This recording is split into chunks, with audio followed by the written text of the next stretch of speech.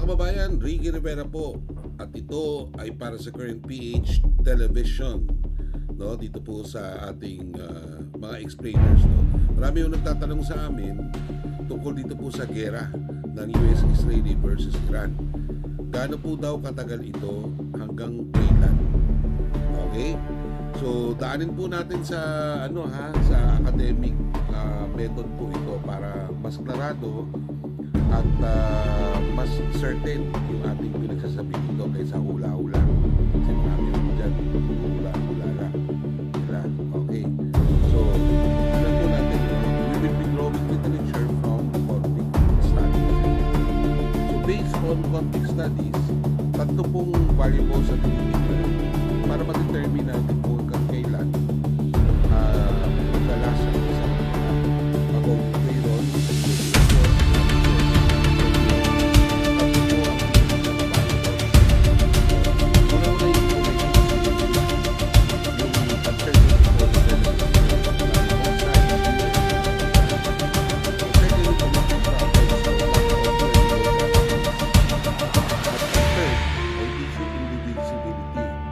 non-negotiable war aims.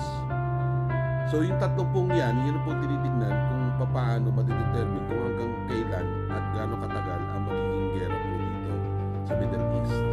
So base po sa pag-aaral, ito pong gerang ito sa labulan ay may tatlong ganon na variables: information asymmetry, commitment problems, at initiation indivisibility. Sabihin niyan, kapag kaganon po, may tatlong variables na ganyan na present dito po sa gerang ito, malamang sa hindi ano yung mga sinasabi dito? Kasi tanong natin alam mo ito, hindi tayo asymmetry, pagkakapol yan, effect ng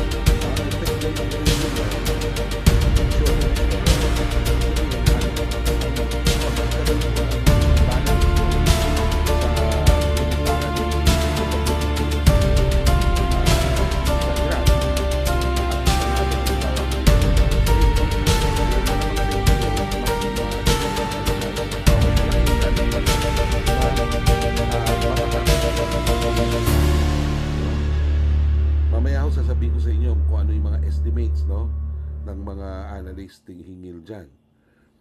Regime survival stakes, malaki po ang likelihood po nito ay extremely high. Kasi kung makikita nyo ho, even yung defense, yung Israeli, yung Iran na defense minister po ay napatay sa ilang strikes, tapos ilang pang mga hardliners di umano ng within the Iranian leadership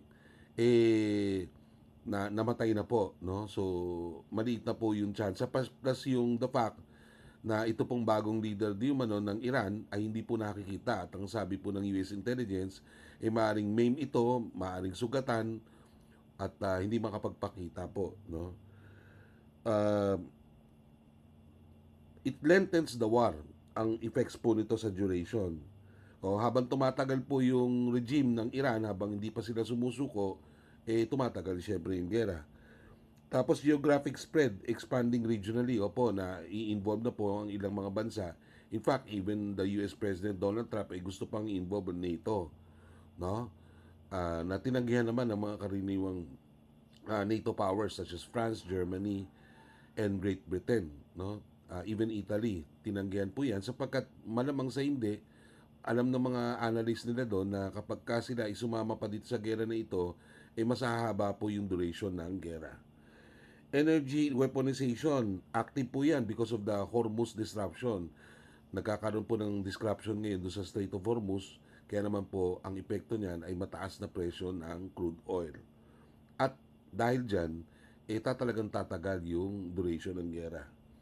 At external intervention risk, mataas po sapagkat nagbibigay na po ng ilang mga komentong negatibo ito pong mga anti-US states, no? So malaki po ang possibility niyan. So that will even make this war longer. So naggumawa po ako ng probability distribution, yung best estimate po natin using comparative war datasets and structural factors. So, ano po ang probability na 2 buwan po ito pong gerang ito will last 2 months? Kapag ka nagkaroon ng rapid collapse ang Iranian government at magkaroon ng ceasefire, 10% po yung probability niyan. Pag 2 to 6 months, malamang po ito po yung most likely 46% po, no? Ang likelihood po niyan 2 to 6 months. 6 to 12, 30% po yan likelihood kapag ito pong gerang ito ay mag-spread sa buong Middle East. So halimbawa, yung mga anti-US na Yemen, halimbawa, sumama sa gera, hindi natanggal ng Israeli yung mga proxy states, no, na tumutulong po sa Iran katulad ng Lebanon, no, ay tatagal po yan, magkakaroon ng regionalized warfare. 6 to 12 months po ang tagal ng gerang ito. At yung possibility ng protracted war naman, yung mas matagalang gera, 15% po yan within a period of 12 months. Or even, ano. So, ang mean po niyan, sinasabi na ho natin, ay 5 to 7 months ang tagal po nitong gerang ito. No? Ano po yung pinagbasehan po natin ng study? Well, nagkaroon po tayo ng historical comparisons doon po sa mga nakaraang gera sa Middle East, katulad ng Gulf War noong 1991, 7 months yan. Iraq War 2003, invasion phase, dalawang buwan, no? Yung Iran-Iraq War, 8 years. Dahil talagang resilient ito pong Iranian government. Israeli-Hezbollah War noong 2006, 1 buwan. At nagkaroon ng regional proxy escalation. At ito pong, alam niyo na, yung Russia-Ukraine na nagsimula ng 2022, nagkakaroon po ng attrition and economic warfare na nangyayari ho doon. So patuloy po yung gera doon.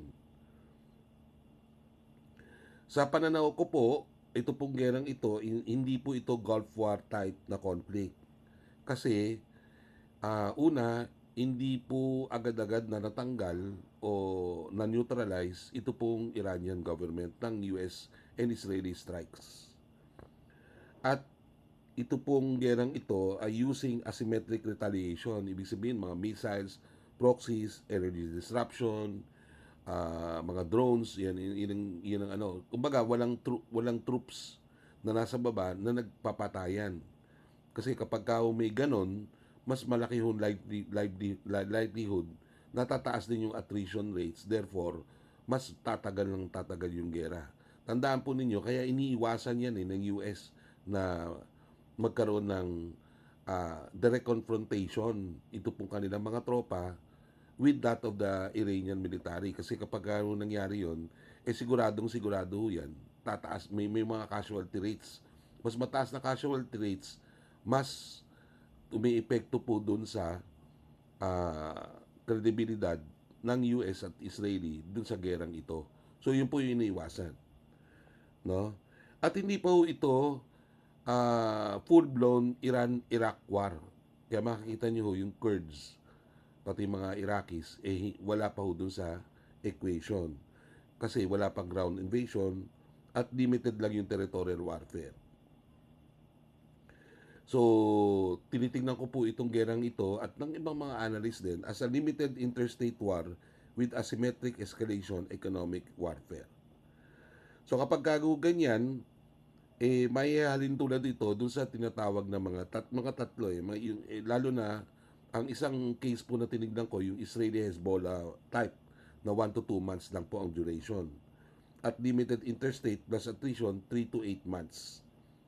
Pero pagka talagang ito ay hindi mapapasubali ang talagang lumawak, dahil ang Iran inaatake din ho yung mga Gulf states, no?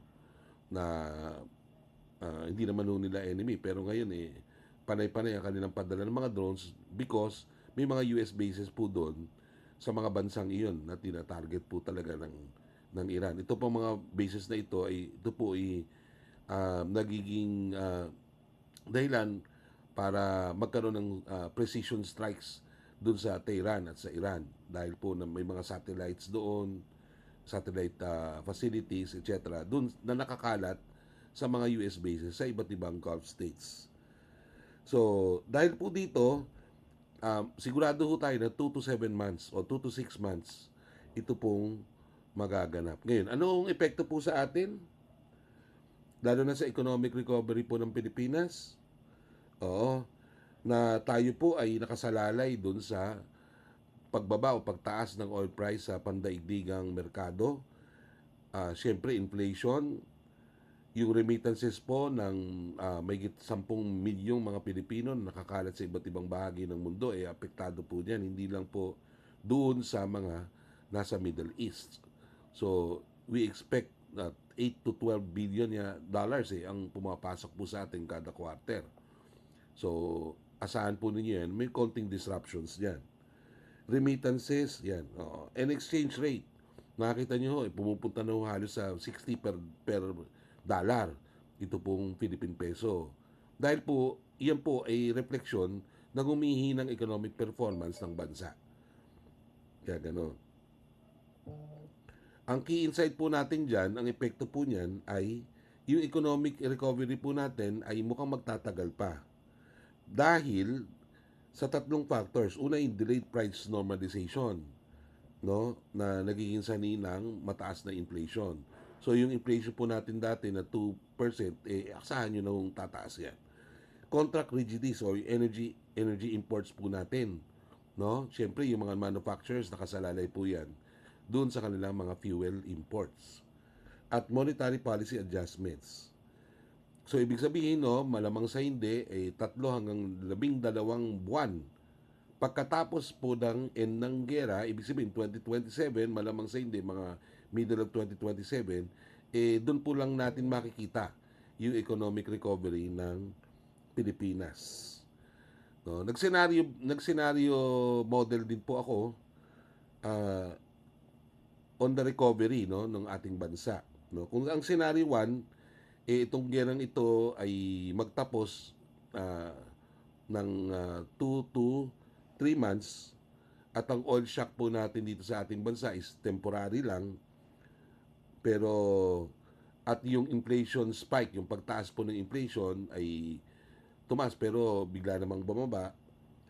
Ang makaka-recover po tayo sa mid 2026. At ang normalisasyon ay 6 to 12 months total. So, ibig sabihin, ang full recovery is malamang sa hindi is late 2026. Ibig sabihin, makikita natin sa fourth quarter ng 2026. Kung most likely naman po na 4 hanggang 6 na buwan itong tumagal na gera at nagkaroon at patuloy po yung oil prices volatility, at moderate yung remittance disruption naman, ang recovery po natin is between 6 to 12 months after nung gera. So, mga late 2027. Pero kapag ito po ay tumagal ng 6 to 12 months at nagkaroon ng structural energy shock at possible recessionary pressure, ay ang full recovery po natin ay 24 to 36 months total. At yung prolonged conflict naman na senaryo, yung pang-apat natin, patuloy yung oil crisis sa buong mundo, nagkaroon ng mga displacement ng mga OFW sapagkat syempre marami yung mawawalan ng trabaho sa ating mga kababayang OFWs. At nagkaroon ng structural inflation, doon na ho talaga babaksak tayo. No? At kinakailangan ng serious economic restructuring. So, ang full recovery niyan is between 36 to 72 months. Okay? So, kapag ka ang gera po, ulitin po natin ha, kapag ka ang gera ay tumagal hanggang April, May, ang recovery po natin ay malamang sa fourth quarter ng 2026 din. Pag itong gera nito ay tumagal hanggang May up to August of 2026, mid-late 2027 po ang recovery natin. And most likely baka ganun, no? May or to August 2026 ang tatagal itong gerang ito. Ngayon, kapag ka naman late 2026 or early 2027 tumagal ang gera, hanggang 2028 po natin mararamdaman yung economic crunch. At malamang sa hindi, baka mga late quarter din ng 2028 ay magkaroon tayo ng recovery. At malamang sa hindi, baka yung economic recovery natin ay nakasalalay dun sa electoral spending na mangyayari ng May 2028 kasi yun yung presidential and national elections. At kung 12 months, kung 2027 po ito, tumagal hanggang 2027, ang recovery po natin hanggang 2030. Opo, 2030 na po natin So ang takeaway po natin dito, the economy ng Pilipinas will not recover when the war ends. It will recover when oil prices stabilize and remittance flows normalize. Crucial po ito because economic recovery is tied to global market normalization, hindi po battlefield outcomes. Ibig sabihin, wala tayong pakialam kung ilan yung namatay doon, nasira sa Middle East. Ang pakialam mo natin yung epekto ng presyo sa international market o yung global markets po when it comes to oil. At kahit na magkaroon ng ceasefire kasi doon, this will not immediately reduce oil prices. Kasi kinakailangan nung makarecover ito pong Strait of Hormuz na dinadaanan ng a certain percentage ng oil supply. Okay? So, ang war duration most likely mga 2 to 6 months. Mga expected po natin yan mga May, August of 2026. At ang Philippine recovery after that most likely between 12 to 24 months or mid-day 2028 or worst, pinaka-worst is 2030. Yan po mga kababayan. So yung mga nagtatanong, kapit-kapit lang ho tayo, no? Malamang sa hindi, God willing, matapos po itong gerang ito between May or August of this year. No? At sa susunod po nating episode, ano po pwedeng gawin ng pamahalaan para makasurvive po ang ating lipunan. Maraming salamat po.